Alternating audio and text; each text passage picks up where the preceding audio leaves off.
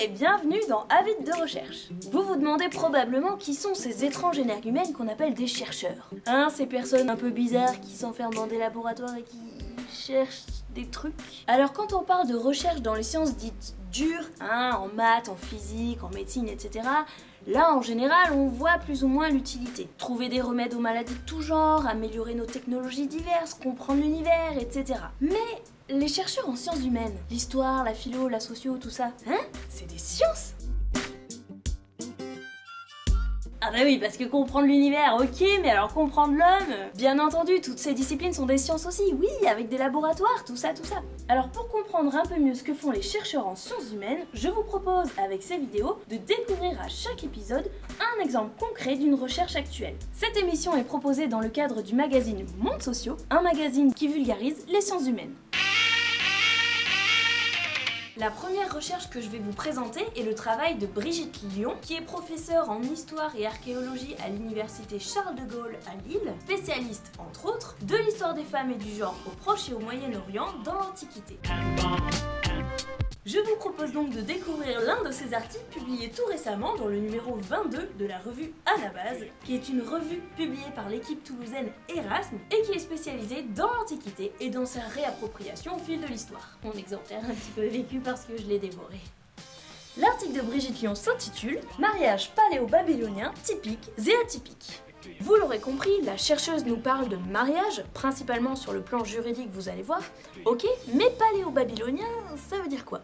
Eh bien c'est un mot qui nous donne à la fois une indication de lieu et de temps. Dans babylonien, vous entendez Babylone, qui était tout simplement cette ville antique très importante qui se trouvait en Mésopotamie. Par ici. Donc la Mésopotamie, cette région ici qui correspond globalement à la zone de l'Irak aujourd'hui. Et la période paléo-babylonienne désigne donc la Mésopotamie dans une période qui va entre le 20e et le 17e siècle avant notre ère. Nous on est au 21e siècle de notre ère, donc ça commence il y a environ 4000 ans ou 40 siècles. Alors qu'en est-il du mariage en Mésopotamie à l'époque paléo-babylonienne ? Est-ce que c'était différent d'aujourd'hui ? Qu'est-ce que ça voulait dire se marier sur le plan juridique ? En quoi ça consistait ? Est-ce qu'on pouvait épouser plusieurs partenaires ? Est-ce que la famille avait son mot à dire ? Est-ce qu'on pouvait divorcer ? Etc. il y a 40 siècles. L'auteur nous propose un état des lieux des connaissances actuelles sur ce point. Comme je vous disais, on se concentre sur des sources juridiques, donc du type loi sur le mariage, contrat de mariage, qu'on retrouve sur des tablettes. Non pas des iPads, vous aurez compris, une tablette, c'est ça. Alors celle-ci date de l'époque paléo-babylonienne, mais ce n'est pas un contrat de mariage, mais je vous en ai quand même mis une pour que vous voyez à quoi ça ressemble une tablette. Et même si on l'a agrandie, on a la réglette ici qui vous donne l'échelle. Donc celle-ci, elle fait une petite dizaine de centimètres. Et la première difficulté, c'est que ces sources qui nous sont parvenues ne nous renseignent généralement pas sur un mariage dit typique, mais sur des cas atypiques. Donc elles mentionnent des situations particulières, des exceptions, et les situations conventionnelles n'ont visiblement pas eu besoin de faire l'objet d'une mise à l'écrit, contrat de mariage, etc. Donc ces sources sont des témoins indirects, et les chercheurs essayent d'en tirer une définition par défaut de ce à quoi pouvait ressembler un mariage typique à l'époque paléo-babylonienne. Cette question a commencé à intéresser les chercheurs au début du XXe siècle et Brigitte Lyon commence par nous faire le rappel des théories qui se sont succédées à propos du mariage paléo-babylonien. On a d'abord pensé que le mariage consistait en l'achat de l'épouse par l'époux, puisqu'une prestation, souvent de l'argent, était versée à la famille de l'épouse. C'est une théorie qui a été complètement remise en cause par la suite. D'après la théorie dominante aujourd'hui, le mariage devait être établi par un contrat entre l'homme ou la famille de l'homme et la famille de l'épouse. Il y aurait plusieurs étapes clés,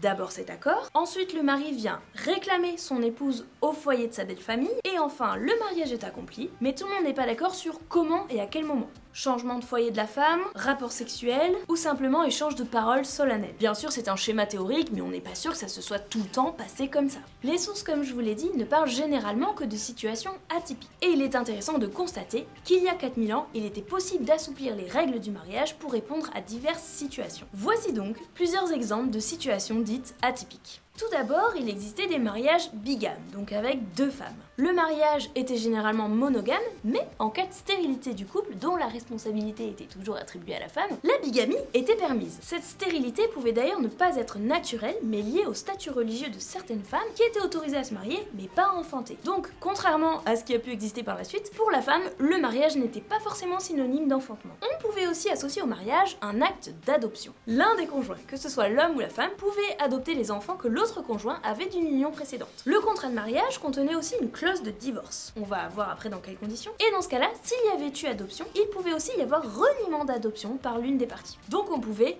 désadopter quelqu'un. Il était aussi possible que le gendre ou la belle-fille soit adopté par leurs beaux-parents. Et enfin, il est important de nuancer, car on observe des variations des pratiques suivant les régions de la Mésopotamie. Déjà, il faut noter qu'une majorité des sources proviennent de la région nord. Elles ne s'appliquent donc peut-être pas au sud. Par exemple, c'est probablement dans le nord que les mariages bigames étaient les plus nombreux. Et les documents attestant d'adoption par l'un des conjoints viennent du sud, même si ça ne veut pas dire que ça n'existait pas dans le nord. Parmi les autres différences entre le nord et le sud, il y a la question de l'initiative du mariage. On peut voir que d'habitude, c'est l'époux qui prend une femme en mariage. Or, certains rares documents du sud, même s'ils sont ambigus, semblent montrer que c'est la femme qui prend un époux en toute indépendance. Et enfin, une différence majeure entre la Mésopotamie du nord et la Mésopotamie du sud, c'est sur le plan du divorce. Donc déjà, oui, on peut divorcer à l'époque paléo-babylonienne, mais pas avec les mêmes conditions au nord et au sud. Dans le nord, c'est hyper inégalitaire. Si l'homme demande le divorce, il doit payer une pénalité à l'épouse ou au père de l'épouse, et elle peut avoir le droit de se remarier. Mais si c'est la femme qui demande le divorce, elle est condamnée à mort. Les textes disent que soit elle sera jetée du haut d'une tour, soit elle sera jetée dans l'eau. Hein, c'est sympa. Donc ça revient à une interdiction de divorcer pour la femme, on est d'accord. En revanche, dans le sud,